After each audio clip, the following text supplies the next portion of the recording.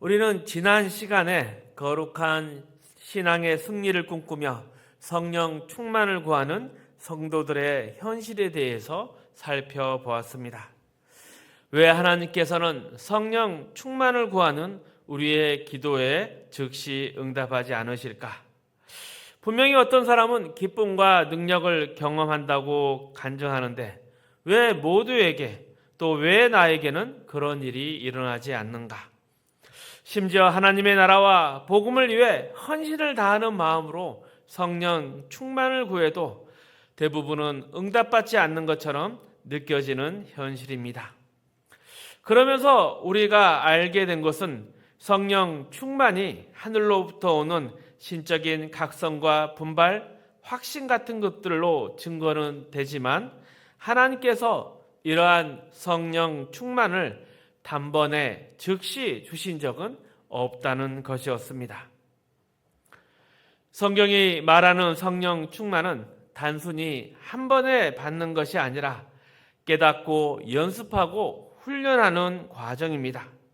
그래서 성령 충만에는 시간과 과정이 필요합니다. 하나님께서 우리의 성령 충만을 구하는 기도에 응답하시지 않는 것이 아닙니다. 하나님은 분명히 성령 충만을 구하는 기도에 응답하고 계십니다.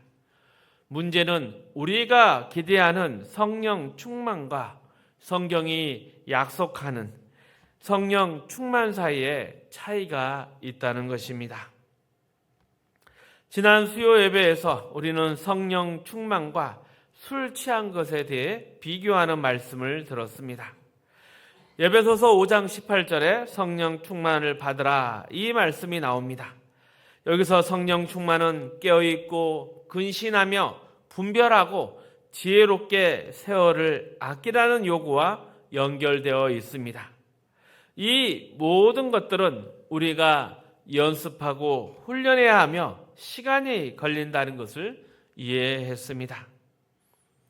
그리고 그 성령 충만을 받으라는 말씀 뒤에 오늘의 본문, 부부관계, 부모와 자식관계, 상정과 종에 관한 교훈이 쭉 이어져 나옵니다.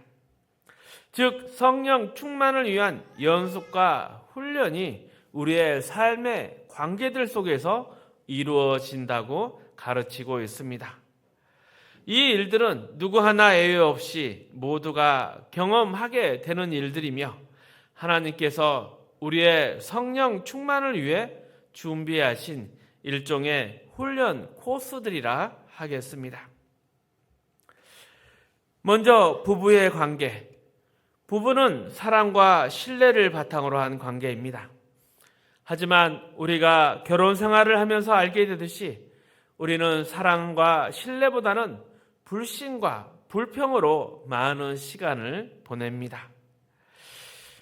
사랑과 신뢰로 함께 가야 한다 이렇게 말한다고 해서 하루아침에 그렇게 되지가 않습니다. 또 이러한 부부관계에 대해서 성령 충만하도록 기도한다고 해서 바로 해결되지도 않습니다. 그러니 이 문제에 대해서 먼저 우리가 깨달아야 할 중요한 점은 우리가 서로 사랑과 신뢰를 나누는데 실력이 부족하다는 사실을 인정해야 한다는 것입니다. 우리가 이런 결혼 생활을 하면서 하는 불평은 사실 상대방에게 하는 불평이 아닙니다. 분명히 우리는 사랑해서 결혼하지 않았습니까? 만약 이익이나 대가 때문에 결혼했다면 불평이 용서받을 수 있지만 자기가 원해서 결혼해놓고 이제 와서 상대방에게 불평하는 것은 옳지가 않습니다. 우리가 사랑했고 원했음에도 불구하고 우리가 내 자신이 상대방을 받아들일 실력이 부족한 것입니다. 바로 이 부분에서 우리는 성령 충만을 연습해야 합니다. 신앙에서도 마찬가지입니다. 내가 가진 열심과 진심을 신앙이라는 이름으로 포장해서 하나님께 불평하거나 어떤 특별한 보상을 기대해서는 안 됩니다. 먼저 우리가 가진 이 신앙적인 열심과 진심의 실력이 부족하다는 것을 인정해야 합니다. 그리고 하나님의 은혜를 구하며 갈라디아서 2장 27절처럼 예수 그리스도 안에서 살아가는 연습을 해야 합니다. 우리는 결혼할 때 진심과 열정을 가지고 시작했지만 사랑은 또 신뢰는 그보다 더 많은 실력을 요구합니다. 단순한 진심과 열정만으로는 부족합니다. 나는 이런 마음을 가지고 이런 의도 때문에 했다. 이것만으로는 충분하지가 않습니다. 사실 진심이라는 것은 자신의 순수한 의도를 설명하는 것이 아니라 서로 간의 합의를 위한 정직하고 성의 있는 자세라 하겠습니다. 또한 나는 진심을 가지고 순수한 마음으로 대했지만 상대방이 배신했다. 이런 식의 태도도 옳지가 않습니다. 내가 가진 진심으로 상대방과 합의를 보고 하나가 되어 성의를 다할 때 그것이 진심이고 신앙이 되는 것입니다. 이처럼 부부는 사랑과 신뢰를 바탕으로 서로 책임지고 그 책임대로 살아가는 관계입니다. 마찬가지로 부모와 자식의 관계는 권위와 질서 위에 서 있습니다. 우리는 자식을 키우면서 우리가 가진 권위나 힘으로 아무것도 이룰 수 없다는 것을 배울 때가 있습니다. 부모의 권위는 단순한 힘이 아니라 실력이 필요한 것입니다. 부모라는 힘이 있지만 그 힘만으로 자녀의 마음을 바꿀지 못할 때가 있습니다. 또한 자식도 부모에게 효를 다한다 말하지만 항복하지 않는다는 것을 알게 됩니다.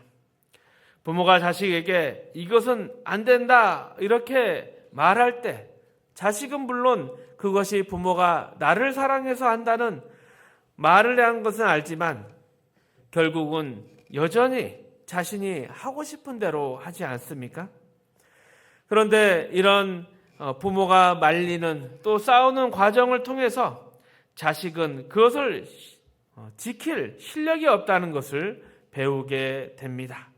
그것도 한참이 지난 후에야 자신이 부모가 되고 나서야 그 점을 깨닫게 됩니다. 이러한 부모와 자식의 과정들, 이것이 우리에게 무엇을 가르치고 있습니까? 이 관계 또한 성령 충만이 필요하다는 것입니다. 우리가 가진 것, 또 우리가 살아가는 실력 속에 쓸만한 것이 없다는 것을 확인하는 과정이라 하겠습니다. 또 상정과 종의 관계는 환경과 조건의 문제라 하겠습니다. 여기서 말하는 환경과 조건이란 우리가 살고 있는 세상의 법, 문화, 질서, 가치 등을 말합니다.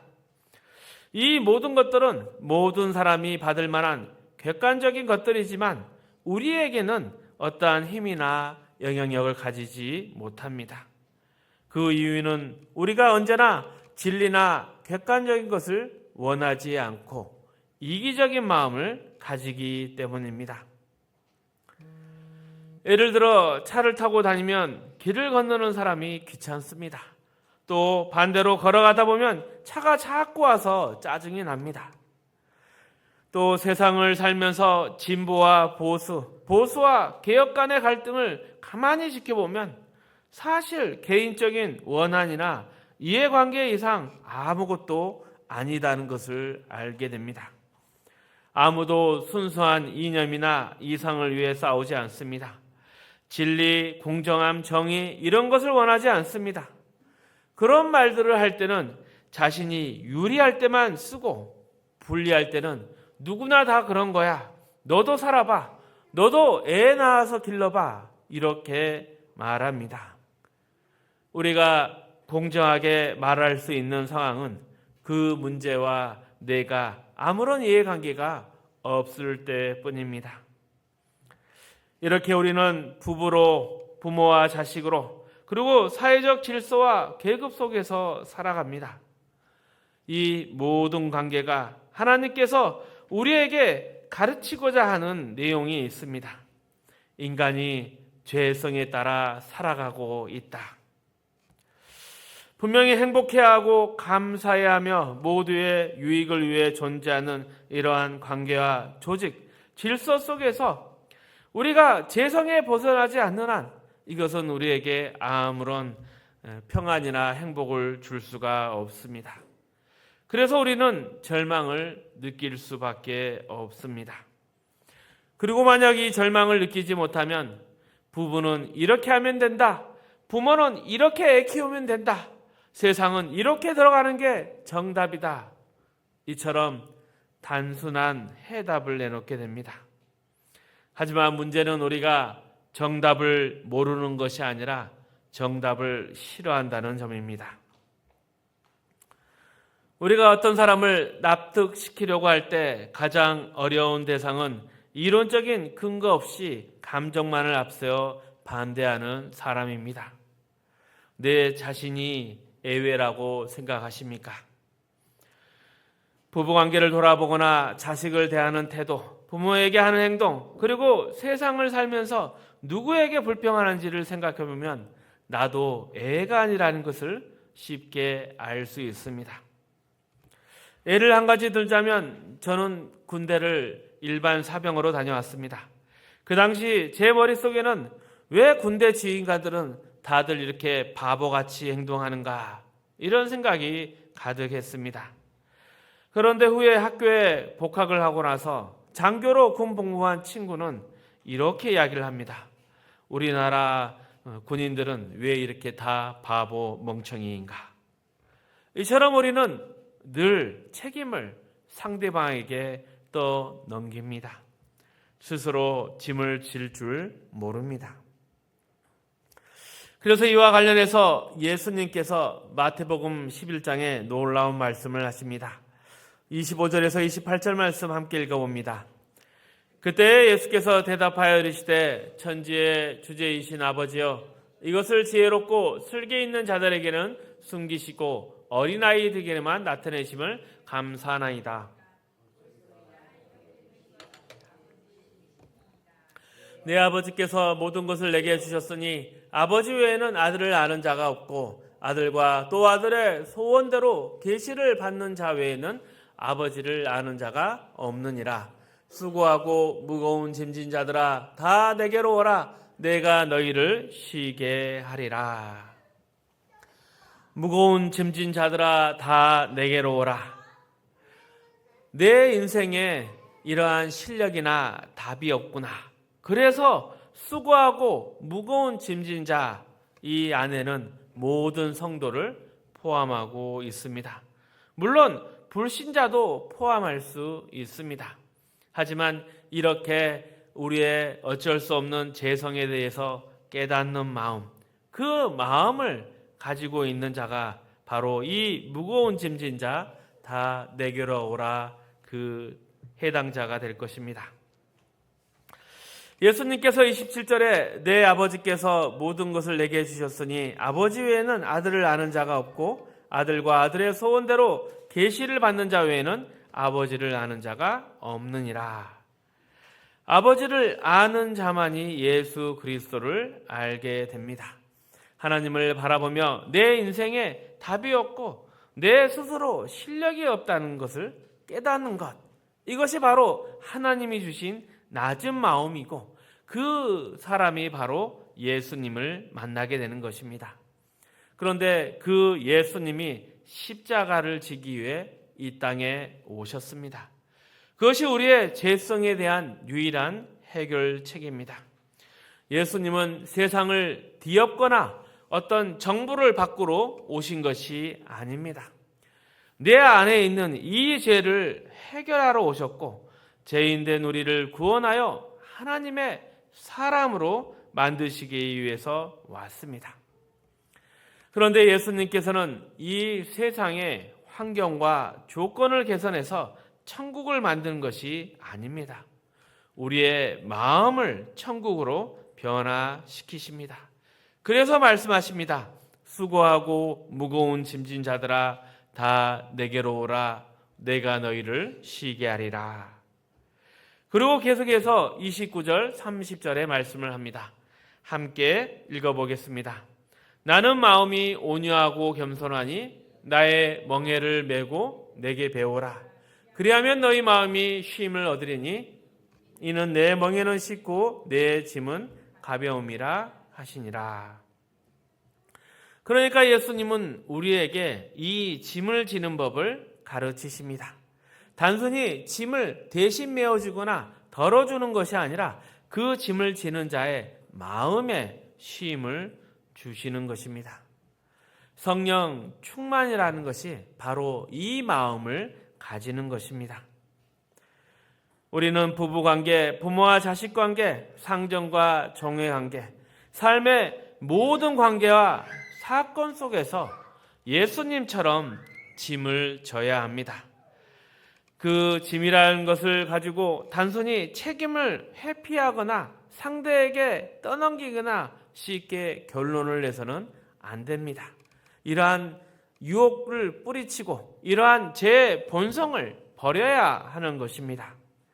오직 예수 그리스도 안에 해답이 있다는 것을 알고 예수님처럼 기다리고 순종하며 마음으로 이 짐을 지고 가야 합니다. 그 짐은 내 부족함을 인정하고 감당하는 것이며 상대의 연약함까지도 함께 짊어가는 것입니다. 부부관계, 부모와 자식관계, 사회 속에서 이 세상의 모든 것에 대해서 그렇게 해야 합니다. 이것이 우리가 가야 할 예수의 길이며 성령 충만한 삶입니다. 그런데 왜 우리는 이렇게 살아가야 할까요?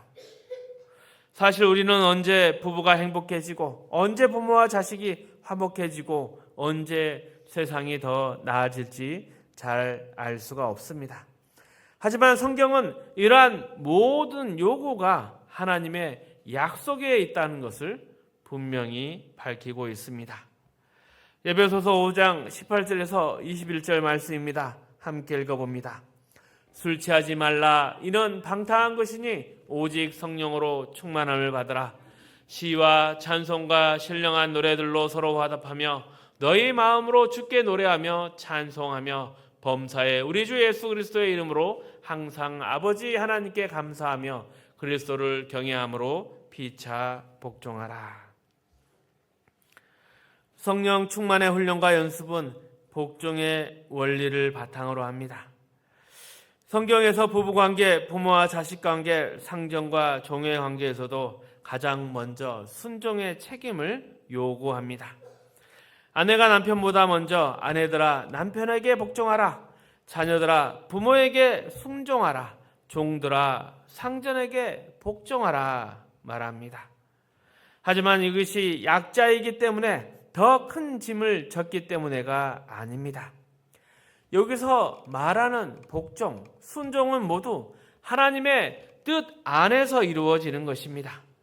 부부가 만나고 부모가 자녀와 함께 관계를 맺어가고 살아가는 것, 또 우리가 어느 시대와 환경에 태어나 살아가는 것, 이 모든 것이 하나님의 계획 안에 있는 것입니다.